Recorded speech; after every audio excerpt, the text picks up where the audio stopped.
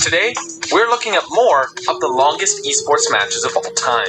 A game that lasted so long, the server literally couldn't handle it. A series that had the players and casters begging for it to be over. A game that lasted 1,287 turns and ended with a toxic player getting what he had coming.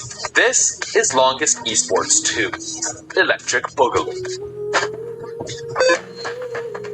Let's kick things off with Valorant. We actually have two games tied for the most rounds played in a single map, and they were both on split. Given the tie, we'll go with the earlier one. So, honorable mention to Fnatic versus M3 champions during EMEA Challengers in 2022. Today's match is between Gen.G and TSM during Stage 3 of the 2021 VCT season. Gen.G wins map 1, and we find ourselves on TSM's map pick of Split for game 2. Starting off on defense, Gen.G finishes up the half 9-3. Fortunately for TSM, 9-3 is the most dangerous lead in Valorant, and despite Gen.G winning the pistol round on offense, Split is incredibly defender-sided, especially with a Cypher holding down B site. Down 10-3, TSM take it round by round, picking away at Gen.G's lead with the help of Wardell going absolutely beast mode with the off. Soon, the game was 12-10, and after two more nail-biting rounds, TSM hold on to force overtime. Here's where things go sideways. TSM decided to subscribe to Action Esports and went on to lose. Wait, that's not right. Here's what actually happened. 12-12 becomes 13-13, then 14-14, and eventually 20-20. At which point a technical pause is called because Valorant was literally not built to handle games going so long. At this point, we're going to have to take a tech pause for a moment. So we get a little bit of a break 20 because we need to get the game going. Just pay attention right now. 2020, as if overtime was happening, and we're going to play it out. Cool. I actually already have enough for Valorant, well, lobbies were set to shut down and reset after 90 minutes. With the game reaching just past the 80-minute mark after round 40, the two teams had to quit out and resume the match in a new lobby. So while the scoreboard says TSM is up 1-0, it's actually 20-20. Once the game resumes, things flip around as the teams trade wins on attacker's side before TSM finally clutches out two straight to take the map 23-21, evening up the series 1-1 and winning it on the next map. All in all, including the pause after round 40, the entire map took 44 rounds and a little over 100 minutes, making it the longest professional Valorant match to date. I bet there were a lot of highlights in this match, but I don't have time to go through all that. If only there was some way to never miss another highlight. Look at that! This is Insights Capture, a game recording program that you can use to review gameplay, create clips, and share videos. Insights Capture automatically tracks your KDA, letting you know when on the timeline big plays happen. You can condense your hour of gameplay into a 1-minute highlight reel at the touch of a button, which you can then share to Discord, TikTok, and YouTube. No need to understand things like bitrate or set up scenes and sources. Just hit install and you're good to go. Plus, it automatically boots up when you start your game, so don't worry about forgetting to turn it on. Head over to Insights GG to try Insights Capture today for free and see why it's the preferred recording software for millions of gamers around the world. For this next title, we're gonna cheat a bit.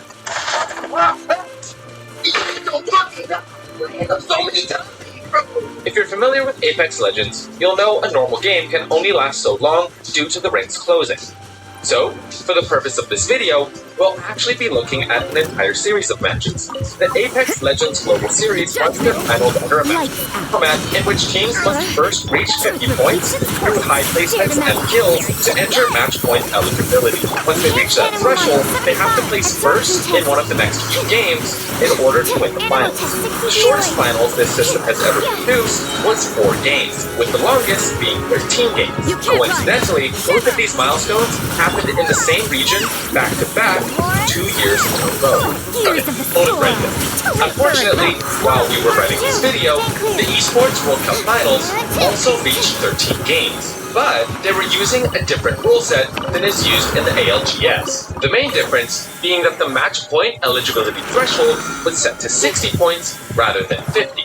So, while under normal circumstances, Team Falcon's Game 6 win would have won them the event, it actually just got them to the I wonder how many XP materials we'll get at World Double 9. Stage Merchant Allegations, who won Game 13 and earned EMEA's first LAN title for Apex Legends in what was an amazing match point finals. Now, back to the rest of the video. To keep things simple, we'll talk about the more recent APAC North Split 2 regional finals that took place in 2024. Coming into the finals, Fnatic were the overwhelming favorites to win it all. first in the split and being dominant all season. However, they struggled in the first few rounds of the finals and found themselves with 16th and 15th place finishes in their first 3 games. Instead, Team Enter Force 36 were the ones who came out swinging with a 3rd and 1st place finish to start off the regional finals, and went on to become the first team to reach match point eligibility after round 4. In round 5, Fnatic got it together and joined them, but both teams failed to get much done in round 6, and 3 more teams passed the 50-point threshold. Just like that, there were 5 teams on match point, and all one of them had to do was come first. But it didn't happen. Game after game, different teams kept winning. By the end of round 9, half of the lobby's 20 teams were eligible to get the win, but no one could get it done. There were tons of close calls, such as in round 10, where 3 match point eligible teams were in the final 4, but Funny Local ended up taking them all down. Heading into the 13th round, 16 of the 20 teams in the lobby had reached match point eligibility, and after a nearly 8-hour-long marathon, Striders, who had passed the 50-point threshold after round 11, picked up the deciding win, officially securing the regional finals.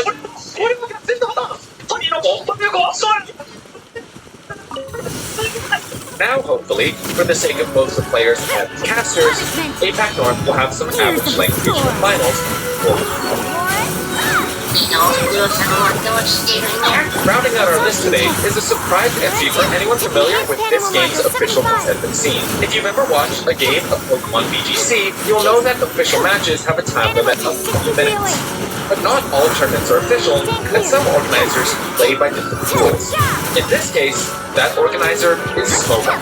This match took place between AVR and Telly during a Smogon official ladder tournament. When the match was announced, the community was tight, as both players were up-and-coming stars. While both had a reputation for talking trash, Telly was seen as the villain due to his history of toxicity. On October 6, 2016, the match started out normal enough, with both players trying to outplay each other and gain an early advantage. First blood took place on turn 29, when ABR called out that Telly was going to leave Registeel in and took him out with a super effective high jump kick. While it seemed like he was building momentum, little did we know that this would be the only feint we'd see for a long time. After Registeel fainted, the match reached a stalemate. ABR struggled to break through Telly's bulky team, but he himself was able to tank any move Telly threw out and was content letting Telly waste his PP. Eventually, on turn 306, ABR revealed his ace in the hole that was going to give him a chance to win the game despite the stalemate. His Skarmory knew the move Sword Stance, which increases Skarmory's attack. Suddenly, ABR's ticket to winning the match was clear, and Telly's only chance was to take out Skarmory with his Zapdos. The issue? He didn't have enough PP. He'd been wasting it on other Pokemon throughout the game. The result was an even longer stalemate, as both players spent their turns switching out Pokemon to conserve PP. Finally, on turn 1185, ABR was able to freeze Telly's Zapdos with an Ice Punch, and Telly's chances of winning went down the drain. Still, ABR had to be careful, so he bided his time, half out of necessity, and half toying with his food, or finally his moment. On turn 1261, 1232 turns since Registeel fainted, ABR's Skarmory took down Telly's Pokeball, and on turn 1287, Telly finally forfeited. Clocking in at 6 hours and 50 minutes, this match would cause a rule change in Smogon events that would enforce a hard 1,000 turn limit to prevent this from happening ever again. Today, these two players are in very different places. Telly's toxicity caught up with him, and he's been banned, while ABR has become one of the most decorated players in Smogon history, with 4 individual tournament wins, as well as 4 team tournament titles to his name. But for many, the two will be forever remembered for their role in one of the most iconic matches in competitive fun history. What were your favorite longest esports matches? Was there an event that we missed? Let us know in the comments below. My name's Jonah, thanks for watching.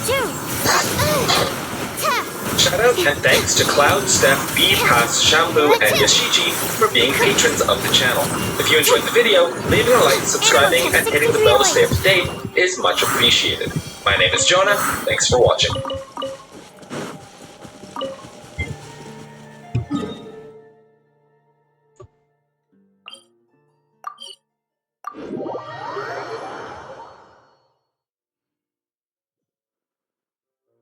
Let me set the scene for you. Bio's a bit desperate for sales at the moment.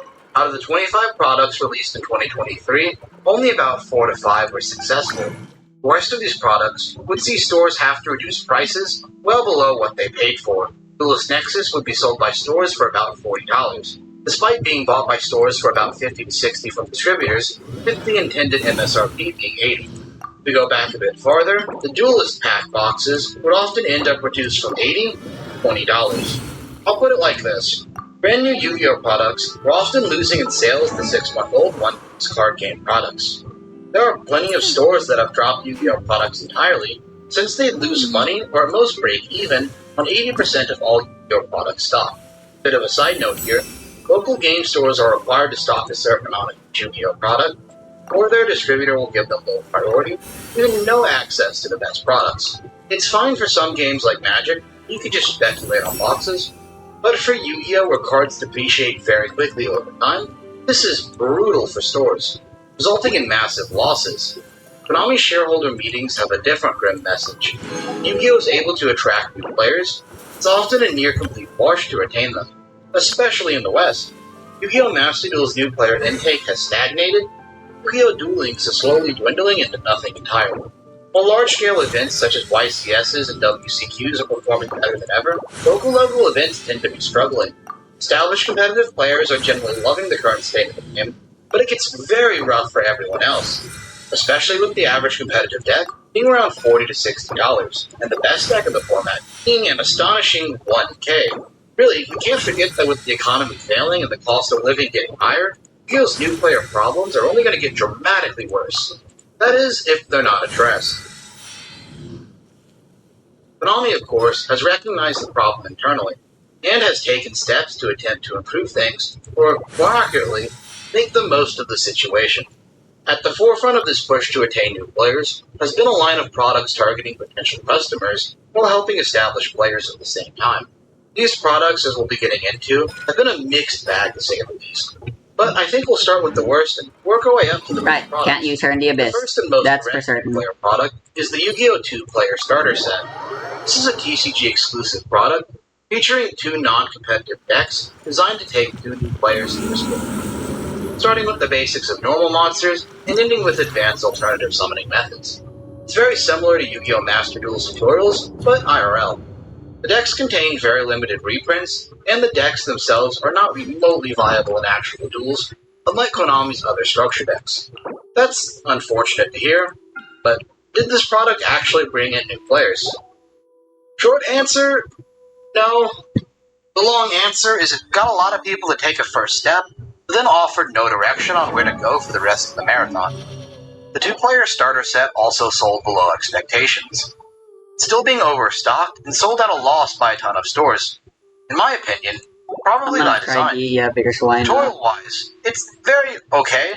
I like the graphics explaining the rules quite a bit, but they're so mixed up in this guide, it makes it very hard to use after the initial duel. It's all out of order and very random, and poorly thought out, especially with what cards it uses to teach different effects. It covers some stuff very well, but it does miss out on a ton of mechanics, such as link summoning and pendulum summoning, but I guess that's fine for a new player if you're brand new. I like where this product is trying to go, but really this isn't it. I only wish we had this style of graphical guide, but in a more detailed official rulebook way, since the old rulebooks are very unhelpful at times. Oh, I almost forgot to mention that this guide doesn't come with a playmat or tokens, despite having cards that create tokens. Sorry, that's incorrect again. You have to cut them out of the guidebook. I paint miniatures, and these are too tiny even for me. A bigger issue is a ton of new players end up not enjoying the tutorial game. But the real problem shows itself very quickly after the unfun tutorial game. The decks don't work super well for randomized play, and they offer very little in terms of what to get next. Told Konami, buying packs is not a valid entry point for new players, and sending players to a structure deck is better, but those still need a lot of outside help to be viable. 100% of new players who come to the don't know they need to buy these structure decks, have absolutely no idea what to buy outside of it. That's to be expected. Yu-Gi-Oh! Is a complex game. This product is not adequately prepared for it, and it leads to overall the product being done. Konami understands that the current state of the game is almost completely inaccessible to players, and as such they've sought to create a simplified static environment to ease new players into the game. But by doing this, they forgot to actually hook new players by showing them why Yu-Gi-Oh! Is fun. The variety in gameplay, the amazing skill expression, fun back and forth, even the collecting aspects. It was just missing from this product. A hollow tutorial will struggle to stick with anyone. There are some easy ways to solve this product, but we'll get into that in a later section. Good news though, next product we get to move on to is really great if you don't think about it. Rarity Collection 1 is one of the best reprint sets ever in Yu-Gi-Oh's history. It contains a collection of main staple cards, amazing engine pieces, and a few miscellaneous previously expensive options. With the unique caveat that these cards had even chances of being pulled, only the rarities of each card changing with every pack. This set was designed to make necessary staples for the game as easy to get as possible, while still ensuring the set has value with alternative rarities. Overall, it's a massive success, being one of the best-selling Yu-Gi-Oh! Sets in the past few years, and it temporarily lowered the floor for competitive entry quite a bit. I'm gonna let you in on a little secret that big Yu-Gi-Oh! Doesn't want you to know about. Rarity Collection did not make the game cheaper. In fact, reprints don't make the game any cheaper, and they never have. Rarity Collection and reprints in general targeted already established staples that have been around for a year or more. Konami started the cycle by printing chase cards to sell sets. For our Rarity Collection example, let's look at Baron de Fleur, one of the major competitive expensive cards printed in this set. Baron de Fleur was first printed as the main chase card, Legendary Duelist Synchro Storm. The card was used as a marketing tool to sell to competitive players and give what would normally be a smaller type of set value to the broader player base and encourage product opening. The card would go for around $150 to $100 after the set release. These prices were due to bad pull rates, with 4 ultra rares per $80 box. Basically, you had a 4 out of 9 chance to pull the individual card, with 5 out of the 9 pull options being completely competitively viable and worthless, and with 3 out of the 9 being okay. It wouldn't surprise me if gacha game devs have guilds for worse rates. To make this worse, Konami of Japan in the OCG format of this game saw the card being for less than $50. Since they didn't have these predatory pull rates at cheaper boxes, yet somehow were still massively profitable. Almost 2 years later, after Legendary Synchro Storm had gone out of printing, and Konami couldn't make more money from the set, Baron de Fleur would get reprinted, but again in a similar format of set. It's time to help fill up the suboptimal basic box. The card would be well past its competitive peak, move on more to being an optional but very, very good extra deck choice. The card would drop to about $60, since the set wasn't actually designed to make this card meaningfully accessible. Even further on after this reprint, Konami would get one final hurrah and reprint this card in Rarity Collection. Sure, it was 2 years after Baron's competitive. Sure, it doesn't unlock any players out of format that were fired like Sword Soul, and sure, it caused a ton of players to lose money in a pseudo-stock market. But now, everyone can play the card. It was a good 3 months. Because finally, after Konami had monetized these cards as far as possible, they acknowledged the faults in their game design and expanded. And of course, the expensive slots on the deck this card will occupy were replaced by new staples such as Chaos Angel, Triple Tactics Thrust, and SP Little Knight, conveniently not reprinted in the next Rarity Collection, despite being popular staples that are required to play your game. This follows in line with Konami's strategy.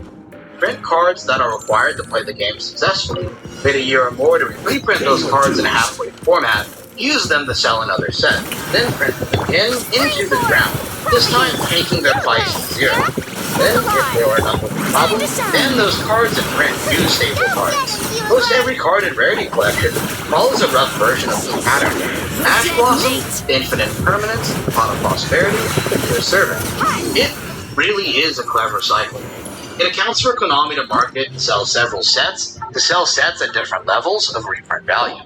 And more importantly, and much more insidiously, it generates goodwill and will have players pretending as if Konami has fixed the issue, and they'll market the product for them, when in reality, nothing has changed. You still don't believe me? Fine, let me put it like this. It took the average prices of competitive Yu-Gi-Oh decks about 2 months to climb back up to where their pre-rarity collection price was. And then even farther on, it was followed by the notorious Snake Eyes meta, being a Tier 0 format with a $1,000 deck. Second part was a bit overkill. You have to understand, rarity collection did not meaningfully impact the price to play Yu-Gi-Oh! New players were not meaningfully attracted by this set, and they certainly weren't held on to the game afterwards. It's not to say that rarity collection wasn't a good thing, or that reprint sets aren't important.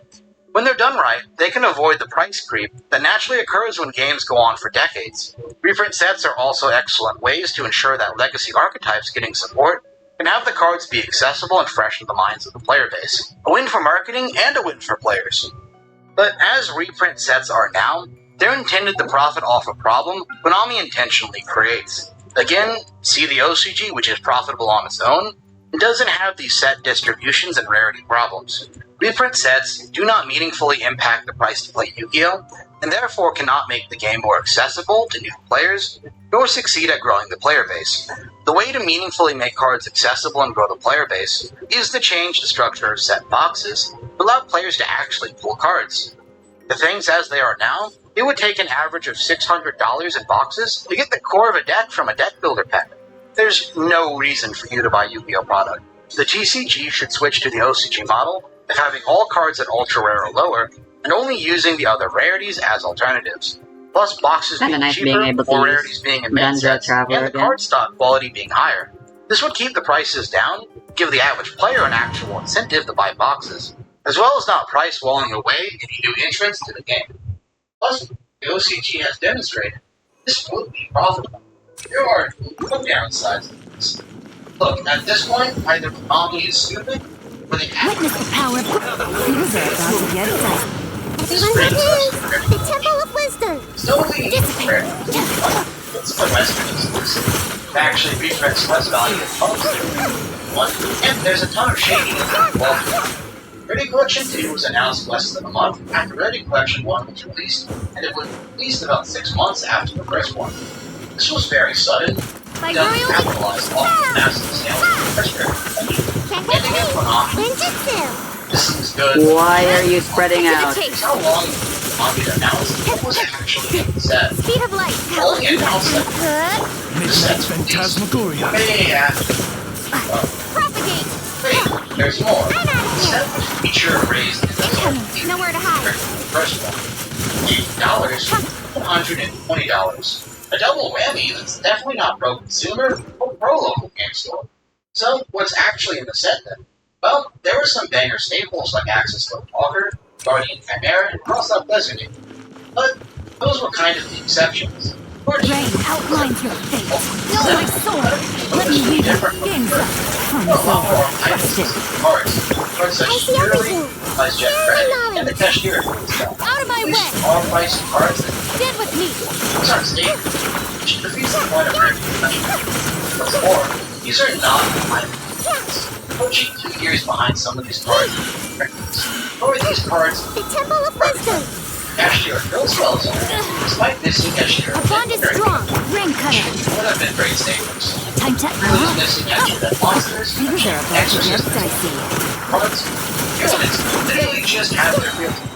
I mean, these are all cards that need to come down in price, but it just makes the set weird. It's not better for new players, since these archetypes are all custom. I don't still split up. It's not great for established players either, because the set is just Come on out. important. The set is just missing actually expensive staples, a triple package thrust, Wings of like, darkness. Scatter. when all wants to force you to find the barrel sets. Incoming. With These sword cards from were shadow. replaced with structured and pattern, like enemy controller, mystical space typho. I mean, outside of MST, these aren't great cards for their staple pattern. They don't make the game possessive. By royal decree. Most of these cards have also had high Here you value prints. Don't blink. I think Into the stores are tape. going to have to focus set not selling this. In the lackluster card pool and game stores normal. But I just don't feel like new players will be attracted by this set. Theory time. I believe this set is a repurposed Battles of Legends set, with the rarities changed. Compared to other Battles of Legends set, the list is very similar. It's not a bad change, but it's very weird. I think Rarity Collection 2 as it did shows Konami's hand as being kind of desperate. Your journey ends here. Witness the Now power. it's sad. Here comes the Your test. sacrifice is ready. I will dance. Share my knowledge. Tactical cards, kind of awesome, but actually good. That's pushing as real Meet again. Army has been trying to move around on market formats that are popular among older players. Goat, Edison, and Hat are all popular choices. But in collection, Goat and Secret again, or direct shops. Nowhere to hide. Formats has been Konami released a variety of products, and it takes ultra test this one more. Honestly, both formats are one of the best ways for Konami to expand the player base. Konami has released the initial CCG sets, which are built classics. The re-release of games and medicine stations, and the reprint which is still great to note. These products are great. I support Konami for releasing them, even if the awful vintage rarity distribution is the same. But for this bold push toward work, Konami needs to not implement these half measures, just fully support the product format. There are 2 steps I take to support timers. First, create support for these events at a local level. Encourage stores to host local events, give them pricing. It's defense for Give them first. something guaranteed for winning, something guaranteed for victory.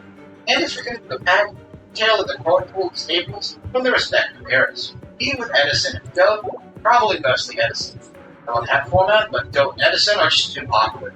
Just seeing people in stores playing the classic card game again, oh look, people coming for that nostalgia vibe.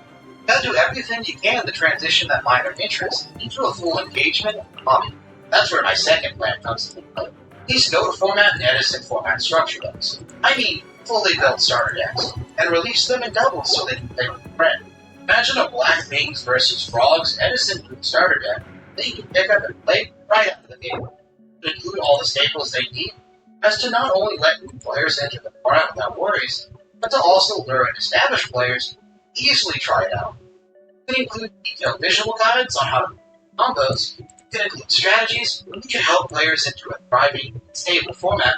They can learn a simpler game at their own pace. Black Wings versus Frogs aren't enough. Imagine an Edison Hero versus Lightsworn new exposure deck. I would sell like hotcakes, having both anime and classic Yu-Gi-Oh! Nostalgia in the market. Of course, I think we should also get even simpler Goat format structure decks. There's a mock-up for Goat Patrol versus Chaos Turbo. If the names and boxes right, you'll have one of the best-selling Yu-Gi-Oh! Products ever, one of the best basic tutorials for players. You can use this to replace what Yu-Gi-Oh!'s starter deck should have been. Plus, Konami could always sell more new starter decks, but rotate through options to make money off these formats. That format has over 20 viable decks and over 40 playable decks. There's a solution here that Konami is just blind to see. Next logical step is the onboarding plan is the captain. Like this, like some cheese. Let me read you a verse. These are about to get dicey. Really excited. As a running out, service exclusive. I see everything. Konami brought these to the TCG Konami can really start hitting the players. Technical try-decks offer right out Time of the to box. Like with full quietly now. good ratios on the cards, and an almost full extra deck. There were only 6 enemies, but how the hell did they deal 15% already? These are perfectly acceptable and take Your life. chose 3 solid options for each type of player. Right, Evil Trend is a vast combo deck. Players want to die Coming at ya. on the end. Eldritch Flood As a good rolls ranger, strong in. I must leave no stone Players want to unturned. force them to play it. And the Cyber Dragons are an animated deck. Still okay enough. Don't waste my time. Don't forget these TCG. They're the only product that we Fire! are today. Well, And one of the few products that actually give them coming at ya. fixed prices really that issue at all. But they go a long way to entering Steady as stone. actually learning how to play. As a dutiful maid This would be a woman, great next step for the player Don't starter waste set. my time. I mean, Your okay, life is imagine if you could start with a no format starter deck, play it proper both, send-down. then you go to the next step, want to do something more. And if you're feeling fun, grab a pack, try Ready ahead. time to clean up. Yo, IRL. That physical environment, keep more players, the Master Duel's zero human interaction. Well, depending on Yu-Gi-Oh! Players are the most toxic out of any game I've played. Preference, Vanguard is the least toxic, because everyone just kind of accepts the game's bad and determined by luck. The tactical Tridex, though, long term. The fuck is going on with Vanguard? Day. I see everything. That's the Clearly tactical not. Tridex series from Patch Hero. Sky Rain Trap cutter. tells lies. Here comes the So challenge. much more. Following the Rarity Collection. Finally, Mind Wizard Starter Decks, 7 Tridex. Rain One outlines should your also fate. maintain the simulator master. Busted. Terrified. Our bond is strong. Your coming was It's foretold. not possible Make to yourselves have alert. a The eternal. Let me weave you a verse. Game's up. good change for extra $3 for mine. Imagine spending $80 on a booster box, consistently getting $80 The eternal cards, oasis. or at least enough key cards to start putting together an actual deck. With lower prices, you can increase demand quite a bit and sell it to the bulk. I'd wager the $500 price barrier on Don't waste my players time. wouldn't be afraid of looking at hobby Attack! the better sales for all products. Hey there. Find these better products, better support, and stores Hey will have there. I am the cutting edge of and fashion. start to build up those communities Leave it that up to me. also any other TCG actions. Your life It is was so mine. friendly to me. If you Give get up. it, you can flat out sell As a good magic. night should. Right now, the target market is extremely low. Hey there. Monica, Christine, Fire. Travis, Well, what about with the number? props. I don't want these making days of it. Man, imagine being arcade, actually market on trading custom belt. Or Don't waste my have time. Wizards of the Coast Drop and the I color. falling out with her. Coming at Fill them up with better products. Send down. Like buying Yu-Gi-Oh's fun and achieve actual accessible Time to clean up. products. I bet you can outsell magic under here. Yep. You can actually be using the economic downturn to advantage. Those other companies where it hurts them get a world place. Your life is mine. I suppose the Yu-Gi-Oh! TCG is adverse. Thanks for watching this. Attack! I've been forgetting to do charge attack with Ning Wang. Delicate as silk. Leave it all to me. As a good night should. Watch out! Give up. A proper send down. From the center. Hey there! I am the cutting edge of fashion. Next. As a dutiful maid would. This perhaps was not the smartest Steady as idea. stone. It's nothing. Your life is mine.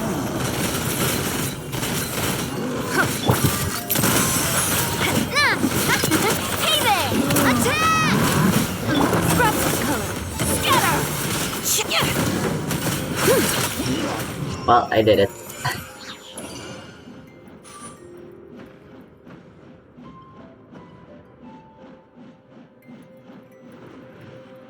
Hey everyone, it's Sevi. Welcome to my guide on how to beat floor 11 and 12 of the 4.8 cycle. The enemies here are quite familiar, but some floor 12 chambers once again come in several waves, and the Legatus Golem is making its Abyss debut. As usual, this video discusses strategies and tips to help you beat the chambers more easily. I'll just flash some very general reminders before you tackle Spiral Abyss, which you can pause to take a quick read.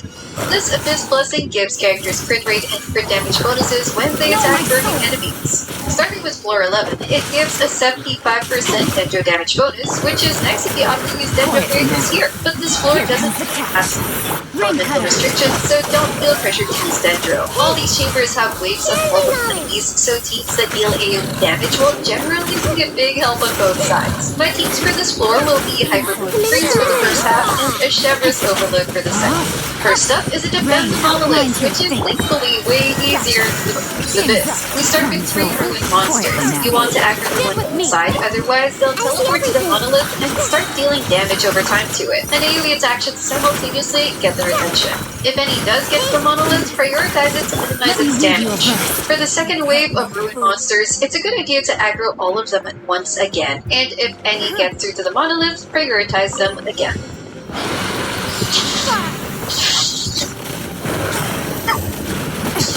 Give up. Hey there! Right outline. Coming at you! A proper send down! As a good night In the second should. half, you start with a trio of Pyro Slimes. Simply get their attention by hitting them to prevent them from jumping on the monolith, and they're quite easy to kill. Your life is Then we have 3 Baptismal Bishops that spawn close to each other. These are once again easy to aggro. But you don't want them to drain your energy, so it's best to interrupt them while they're charging up their projectile.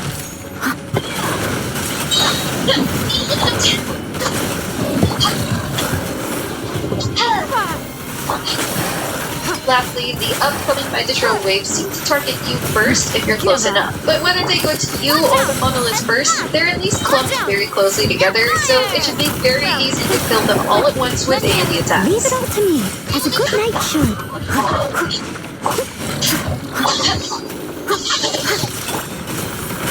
Your life is mine. The next chambers are pretty much a DPS check. First are 3 Nobushi. You can approach them from the side to prevent them from spreading out far away from each other, but try to keep them in this area because this is where the next wave also spawns. We now have a pair of Kairaki, and as always, it's best to kill them at the same time to prevent the other from regenerating its HP. But even if one gets its HP back, the chamber should still be Alright. Ningguang needs a shielder. I can't charge attack with her. damage resistances for a faster kill.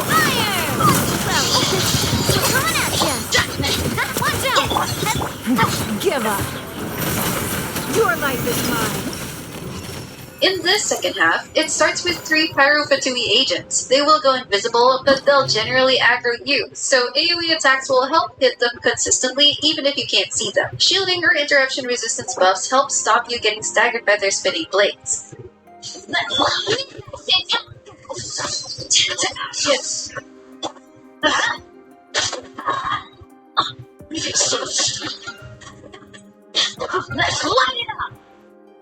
Then there are 3 Eremites, and fighting them is pretty straightforward since these guys don't summon anything.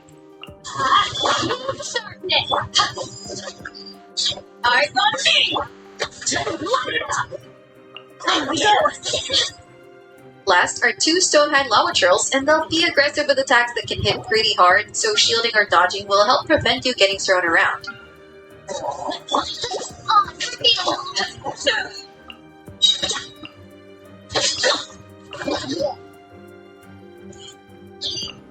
On to the third chamber. This starts with 2 Baptismal Bishops, and they're nothing new. They'll follow you around, so it will be easy to deal damage to them. Again, you can interrupt their charging up so that they don't shoot their energy-draining orbs, or just dodge them.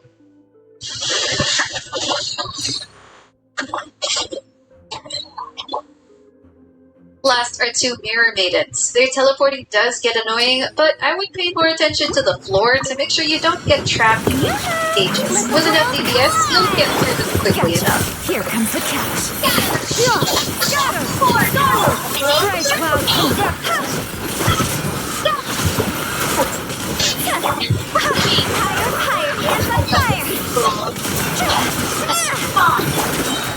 Let my name echo in song.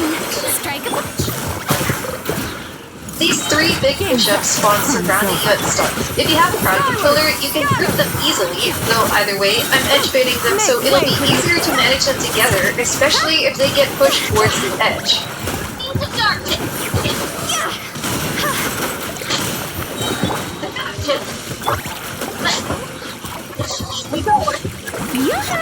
Let the world come alive! Scatter! Skyward! Strike cloud converge!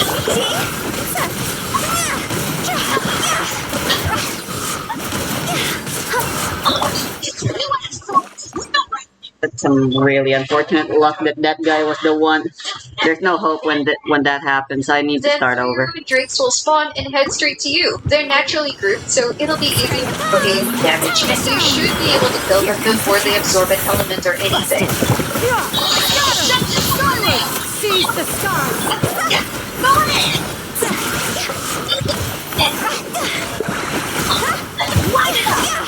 Time to go! Let the world come alive! Gotcha!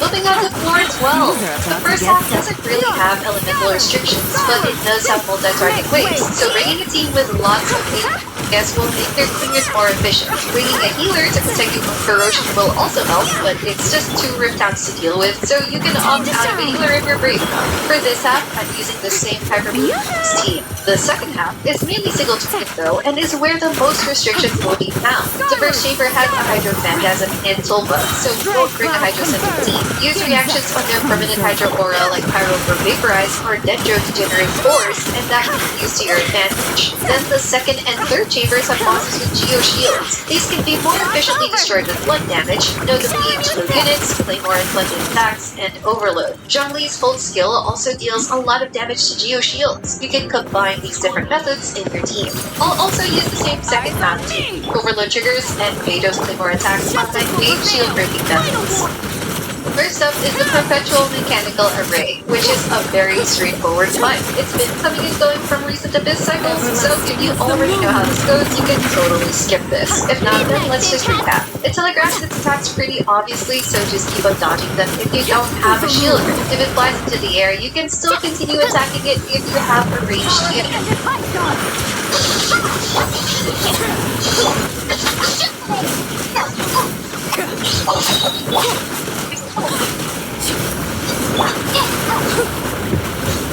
After around 40 seconds for and 30% HP, it enters its defensive mode and creates 4 Ruined Sentinels which have their own attack and movement patterns. Look for the one with the Ring Aura. That's who you need to kill to make the PMA vulnerable again. If it's the Dorito, it dashes away from you, so as a trick, keep it between you and the PMA so it'll dash towards the PMA. If it's the Crab, then it's very annoying to kill if it puts up its shields. So you can try setting it by poking its eye or moving it to the PMA so it'll jump with you. If it's a snake-like one, you can actually bait it beside the PMA since it will try to teleport towards you, which can also make it more convenient to kill the PMA.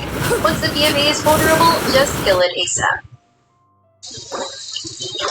I think it will be faster if I just go mono type. Hydro Phantasm. You can start setting up team abilities and fields as you're killing it since this is where the Comfortable as Tomo will Overload also is. spawn. Arachino still much stronger with Benny. With the Tulpa, take care in dodging its hard-hitting attacks. I'm using Bennett, so it's more dangerous since it can trigger a Vaporize in my Pyro Aura. When it spawns its mini Tulpas, destroy it so that the Tulpa can't absorb and go into its enhanced state. This can occur several times, so keep an eye out for it, and it's just a matter of staying alive and killing it ASAP. Again, if you have effective counter elements, you can take advantage of reactions on its Hydro Aura, like using my Bennett skill to always trigger Vaporize.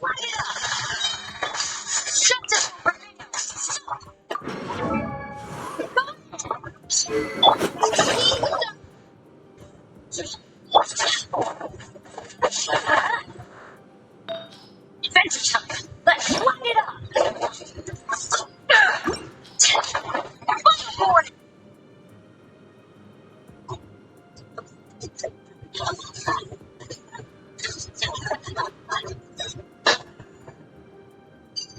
On to the second chamber. The first half starts with 2 Ruin Graders. However, there's an element of RNG where one, both, or neither of them will do a charging attack, which results in annoying positioning. To interrupt that, hit the glowing legs with a melee or ground attack. Alternatively, if you start the battle and go a bit backwards, that is guaranteed to not trigger the charging attack, though it'll delay you for a few more seconds. Either way, it's recommended to not let them do charging attacks to keep them in place. You can move beside either one and the other will walk towards you, so it's easy to group them both.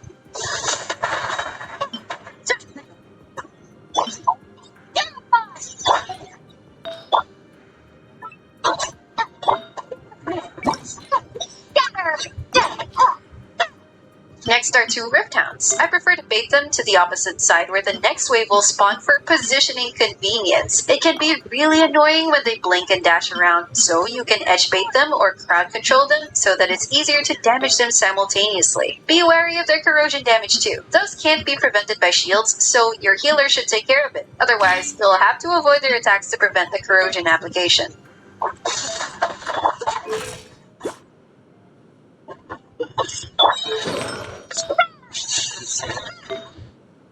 My sword! Witness the power of lightning!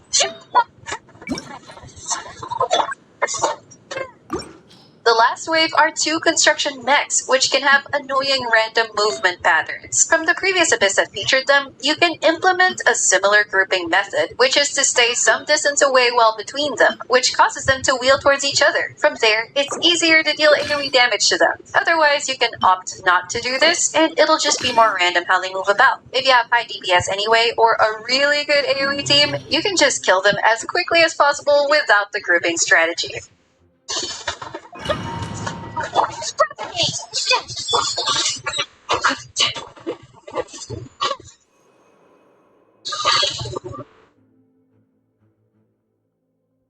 Next is the Fontaine Local Legend version of the Arithmetic Enhancer mech. Its special mechanic is summoning a strong Geoshield and creating a gravity reduction field that allows you to jump high. I'm combining both plunge attacks and overloads for shield breaking. Try to set up your team abilities and rotation right before the shield is completely destroyed. That way you don't have to waste time during its vulnerability in setting up. Go straight to your DPS window to maximize it. Pay attention to the indicators where it'll attack, and especially when it sends shockwaves across Damn the it, I ground. forgot If to you don't have reposition. any shielding or interruption resistance effects, you can jump to avoid those shockwaves staggering you. Then repeat the cycle until it's dead. If you can effectively get rid of its shield, then it'll end up mainly as a DPS check.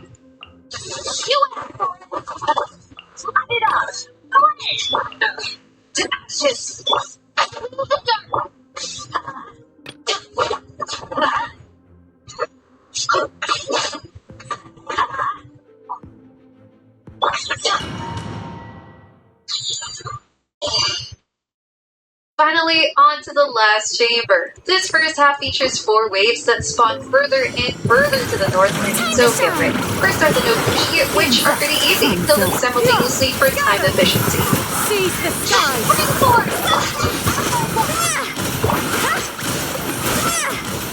Time to go! Next are these mechs. Capture them simultaneously and crowd control them as much as possible. If they stagger backwards, it will ideally be towards each other or the next wave, rather than away from each other or back to the starting point.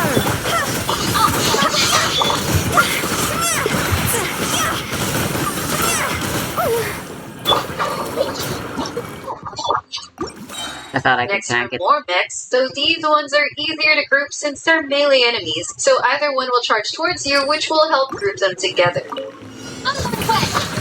my name echo in song! Game's up. Fun is over. Skyward! Scatter! Next wave to the Last are these 2 Aramite Masters. Get rid of their summons to stun and lower their damage resistances to make them much easier to kill. If you find your grouping to be off in the first wave, then simply reset the run. Busted. Gotcha. Scatter! Seize the sky!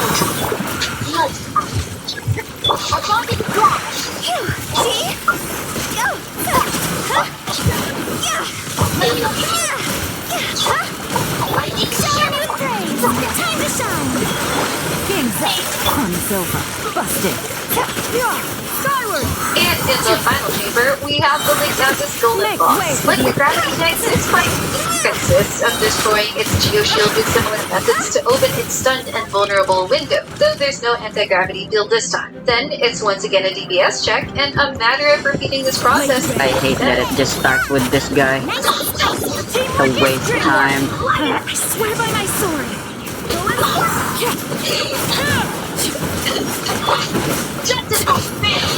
Everlasting as the moon!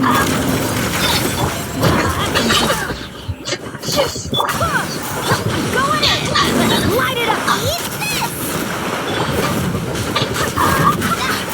If left alive long enough, it unleashes stronger attacks, and possibly this Resonator, which you can destroy before it deals meaningful damage. Again, I'm just demonstrating using Overload for shield breaking, but using Geo Shield Breakers will be a more convenient experience.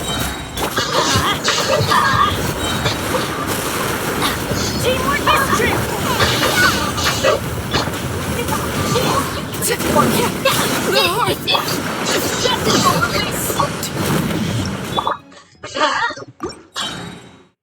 And that's it for this cycle channel's Abyss Guide. Comment down below what you think of the enemies in this Abyss cycle and what teams you use to take them down. And if you're having a difficult time clearing it right now, don't fret. Abyss now only resets once a month, so you have lots of time to attempt it and continue to improve your teams if needed. So if this video helped you out, don't forget to leave a like, subscribe to my channel if you haven't already, and I will see you all soon.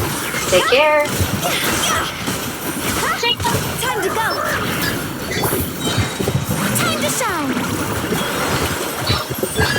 Busted. Quietly now. Game's up. Fun's over. Skyward! Scatter! Make way for the...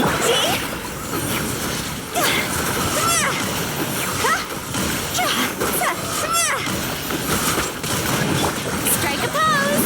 Let my name echo in... Busted. Here comes the catch. Scatter!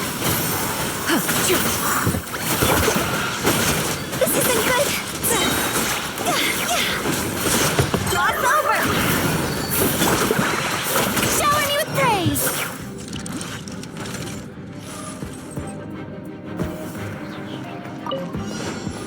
Transfixed. Everybody stand back! I swear by my sword! You're toast! Nice and spicy!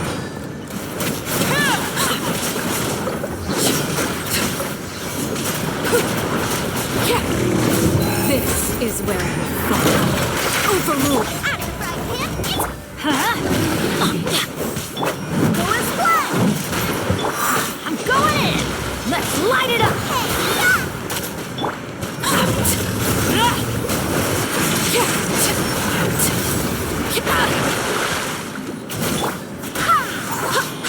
Barbados, guide us.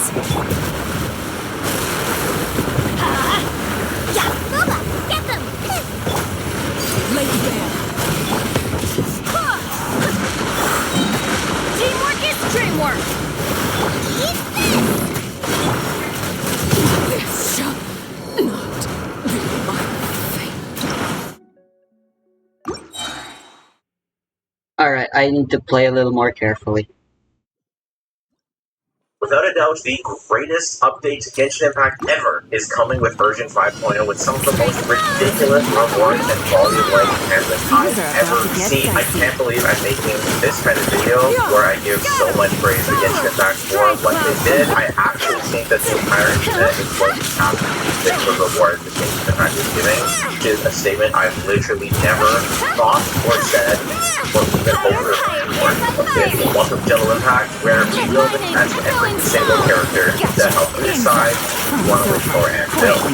Saving the best for first, Genshin is finally giving away a free standard banner 5-star character. Incredible, insane. If you were there for my reaction, it was absolutely priceless. When they started talking about the rewards abilities, I was joking about it, but I kind of had a little hope, but then it was hope against hope because there's no way they're going to actually do it. But then they actually went and not only get a 5-star of your choice, but they have announced that it will be permanent, and you will get a new free 5-star of your choice every single year for each anniversary. This is absolutely nuts and way above and beyond of what I expected. To be fair, I will, it's about time. Right? It's not like there was any reason to withhold this. These aren't like the most overpowering insane characters in the game. It's over. But at the same time, here it is. And that is something I'm very happy for. The fact that every single year, like who knows how long we're playing Genshin Impact, how many more years we're all playing at this point, but you might actually be able to get yourself some powerful constellations for Tainari AF activating. We'll talk about are the best standard banner characters in Pit, who has the best constellations. Maybe I'll actually activate some of my standard banner constellations now, so I can test those out. They're obtainable right now. Well, I'm very, very excited for them. This is great. I'll make a whole video on Pit, so subscribe to that. The next is a free Kachina. Obviously expected this. Now a new 4-star for the version. Character, she's probably going to be a pretty big character. She's going to help for exploration. They talked about all her exploration abilities. So that's great. I'm excited for free Kachina. I'll be making a video with pre-release for all of the Nat 1 characters coming out in the next couple days, so stay tuned for that. The next huge change is the epitomized path is being reduced from 2 to 1. I never thought I'd see it. I never thought I'd see the day. But the weapon banner is basically finally no longer quite a scam. Thank God. I can actually recommend people most of weapons here. It's incredible. I don't believe they've changed any of the other mechanics. They specifically said they haven't changed anything else, so it's not a 50-50 weapons on the banner, which is a shame. Still have a good sense, I think, chance of getting an off-banner trade-up, which sucks so much better. Just guarantee the 1v1, but you know, hey, I'll take a 50% reduction in fate points. That is a huge change, and it brings Genshin more in line with other weapon banners that Overwatch has, and that Weather Wave has and other exhausted. It still works. The weapon banner is still worse than Genshin. By the way, just because this is way better than it was, doesn't mean it's not still way worse than it was. You only have a 37.5% chance of getting the straight up weapon on the first try, and your fate point doesn't carry over, so it still works in every way than the Zelda weapon banner or the Wenton banner and the Star Rail Lightcone banner. But it is way better than what it was. So honestly, I will take it. And it really sucks to go to max fate point, and now this won't happen so much. If you want to go for a weapon, it reduces the amount you can for a guarantee by a lot. So it's still not great, but at least the guarantee is the same as the other banner. So your average luck on Genshin is worse, but your overall luck, your max fate is the same. So just so you know, it's 75-25. This other banner, you get the weapon spot. You're 37-60. But that being said, unlike Senmo Zone Zero, you have a 75% chance of getting 2 weapon banners. So it's not as bad as it seems. Or is it, you know, you're not going to get a top rate of standard banner. At least you have a decent chance of getting potentially a good weapon. It's still much worse. No, that's not really, I'm not trying to quote it, but yeah, it's definitely better. I'm really glad they're improving it. They're obviously giving, this is the anniversary of plus 5.0 updates. They're flying them up at the same time. So there's no longer new version update and anniversary update. It's all in one. So a lot of anniversary and then Lantern Right or whatever later on. So you're gonna get 10 paid login and then 1,600 else of 20 pulls. They also announced that they're giving away some other amount of pulls. From what I calculated, it's like around like another 7 or 8, or maybe it was another 10, but whatever. It's like 20 to 30 pulls that you're going to be getting. It's kind of confusing because we talked about some of those pulls, 0.1, 0.3, which I don't think those count, so I think it's more along the lines of 5 pulls. They're also really overhauling the beginner experience for a new player, so it's definitely a much better time for people to come back to the game than it was before. Like now, you're getting all this stuff, obviously, standard banner selector, the stuff is more and all this stuff, but you're also getting 10 additional pulls for the Stellar Region, so that's the thing you have, like, if you come back in a while, you come back, you get a free 10 pull for logging in instead of the Stellar Region, huge. And damn it, Changling, why do you take so long to activate your burst out? Our conquest, and that you can get stamina from any statue of the 7, not just on the Leeway. Explore Atlan while also so they're also giving rewards for to build up your characters, like money. They're giving away more rewards to level them up much faster instead of having to fight bosses and stuff. They give you enough free materials to level them up to level 60, so that's very, very cool. It also gives you 500 gems. By the way, if you didn't notice, Kafka is actually animal, and also full. Okay, and then finally, the last thing I want to talk about is finally... Tried to cut off your self-sitting polearm, what? Now can obtain a special material that will allow you to take not only the main stat of an artifact of your chosen type, but also substats. Which honestly is unheard of even for other Voyager's game standard. I think personally this makes Genshin the best artifact system in any of these major doctrines, which is sad because of how difficult it still is. But still, being able to use this item to pick main and 2 substats, you might still roll that, right? Not guaranteed to still roll good, but still, that's really, really impressive. Also, sneaky reveal of the artifact set Genshin will happen. But that's gonna be getting one of these, like enough of these things to make this thing fail. Another one, I think it was like a traveler experience thing, but I think you get 2 for free is my understanding, if I remember correctly.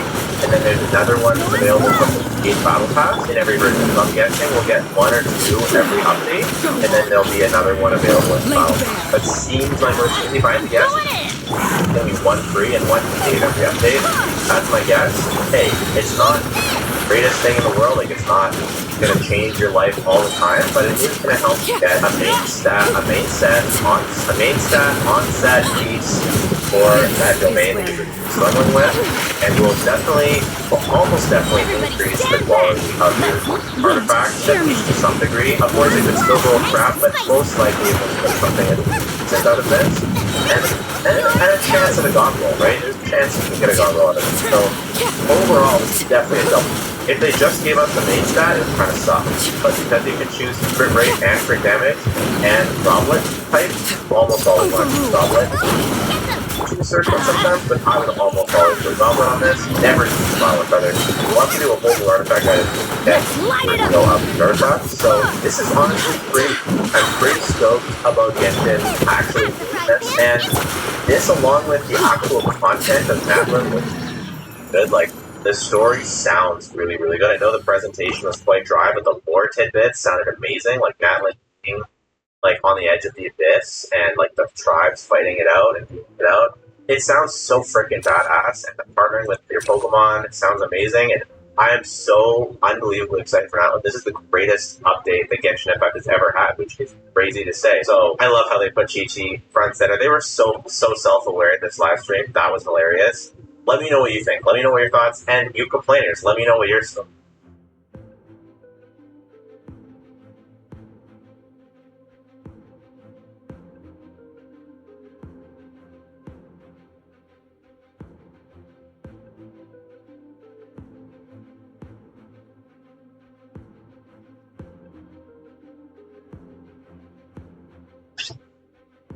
You won't find any bigger to criticize Magic the Gathering than, and chief among my long list of incredibly valid and handsome complaints is the seismic shift in the game's design philosophy to becoming a commander-first product. Now, before you give your actuallys in the comments, let me clarify this is more personal feedback, but I Here comes the catch. I thought this was supposed to be about Yu-Gi-Oh! Where we talk about magic. one of the biggest fears The of Gathering. the beloved hum is that introducing element of formats into the game to drive a wedge into an already and as one of the formats will ultimately prove more profitable than other necessarily. It's possible that speed, both paper, and time-wizard events have already swayed them, but it's clear that both are designed to be subservient products. This is one of the reasons that I just rushed through this and not yet been wanted unless it's a standalone product and not just a feature of it. All this to say that while I heavily encourage fractured player needs, I don't know that I've ever seen more dividing to get Bright cloud marketing of anime and players who have never seen I don't think I've ever met such a player in play games or watch the show. Granted, average with such a player is rough. Quietly now. Things are about to get dicey. One player had that long journey, but it's not really common for us to be a player who hasn't watched any side of something yet as a child. It's expected. You might say that this is because Pokemon, one of these massive media franchises as well. So it's not. And while I think that's now true, Quietly now. wasn't always the case. There has now been a Bright threat cloud converge. by Yu-Gi-Oh! Brands considered by many the best in series anime. And while Yu-Gi-Oh! 7s would get dubbed and introduced to hundreds of exclusive channels like Disneyland's Demon.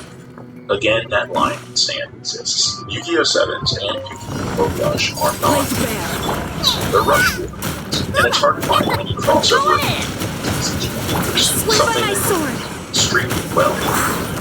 I'm also not saying that there's any wrong Rush rules or 7s or Go Rush rules. I've played it to comfortably claim that I think it's fun, albeit for a totally different reason than TCG. And I would write a strongly worded. Why is the plunge here? I thought it was in the other. Dual card format in TCG. While I'm not 7's greatest defender, I've watched a few episodes. So I was like, wait, this doesn't seem like what I'm supposed to be fighting. For so many in our community, Fuck. myself included, the anime is Whether it be from childhood nostalgia or simply seeing the cards that we play brought to life on the screen, Yu-Gi-Oh! As a franchise has enough consistent attributes to form a common cross series. Zexalar Vrains, 5Ds or GX, from the hair to the stare. Time to shine! And it should be no surprise that Things are about to get popular archetypes among fans are archetypes from the anime. Dark Magicians, Hero, Ghost, Super Ninja Samurai, and some of the decks we know too. And the rest of the playstyles and visual designs come from here. Unfortunately, what looks best on screen and what plays best on YCS are rarely equal. And while many of these decks have success, we all know it's not each other. These decks are still part of the story. In one of the first videos on my channel, I make legacy supporting is the light and much product is designing the back of the product. Digging the details, past, Quietly now. Game's up. Crown's over. I mean, it's hero from Seize the skies. And while I'm a big advocate for this method of support, I'm it's all I think that we're in agreement. Let my name echo in song! Strike a pose! Gotcha. And to keep Things are about to get dicey. Busted. that's true. As much as I love this, Skyward. it's clear what Make way for the that attack. and the servant and something seriously. Something like this once again. Time to shine! It's like this will not only be for any current fans, but will set the stage for support Gotcha. many years from now. Skyward. Strike cloud convert. Salamanders and as fresh means that means it does to us now. Protecting posterity and ensuring the long-term health of your brand is something that forces Witness my wrath. Transfixed. Teamwork is dreamwork. Join toast! typically new Yu-Gi-Oh! TCG animes coincide with the release of Barbados, guide us. synchros, 5Ds, and R5, 7, and while there's much of the I think it's just right consensus that we Why do they never and expand the design space. I don't know that it's Everlasting as the especially moon. already now working one down. I'm going in! Synchro Let's monsters light it up! that require tuners, fusion monsters that feature someone themselves, or materials from Brave, etc. Yu-Gi-Oh! Isn't the series written for someone. I personally think this is not creating a book that doesn't offer summoning mechanic to push the show. Maybe using those resources to instead focus on characters or a more cohesive plot. I don't think this is likely. Much of the reason they've shifted to rush duels in the first place is out of this idea of simplifying things. So adding an additional layer of complexity or continually more of the same just doesn't make sense. Even the rush duel animes relied on pushing a new product, in this instance an entirely new game, in order to justify the anime's existence. And at some point it begs the question of what Konami wants from their franchise. Not every media property has to be some massively intertwined, multi-avenue superstar. But I can't be the only one who just wants more from our game. Obviously, the new series segment of Go Rush have taken much of the attention in the anime space over the past handful of years. And with Go Rush still in production, it seems like the ship has sailed on a series coming. There is one more possible route to a Yu-Gi-Oh! Anime that is worth discussing. In February of this year, Konami released a short video titled Yu-Gi-Oh! The Chronicles, which featured short animated sequences of various archetypes from Melfi's to Sky Striker, and basically fulfilled what many in the player base have been asking for a long time.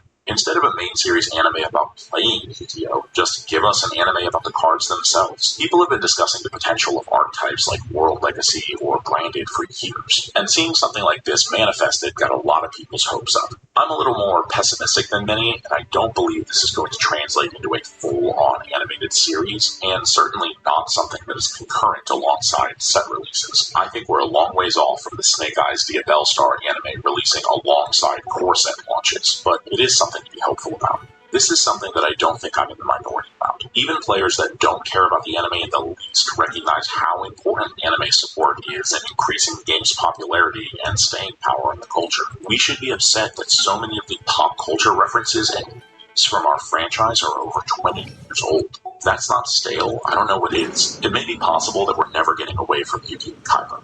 It It may be that that's what many of us would prefer. All I'm trying to say is that if we don't want anything screw the rules I have money jokes a decade from now, we're going to need energy put into the space. And I think that an exciting new anime will come around and your player doing just that. I hope you guys enjoyed the video. Make sure that you like, comment, subscribe, share, all that good stuff if you did. Remember to wash behind.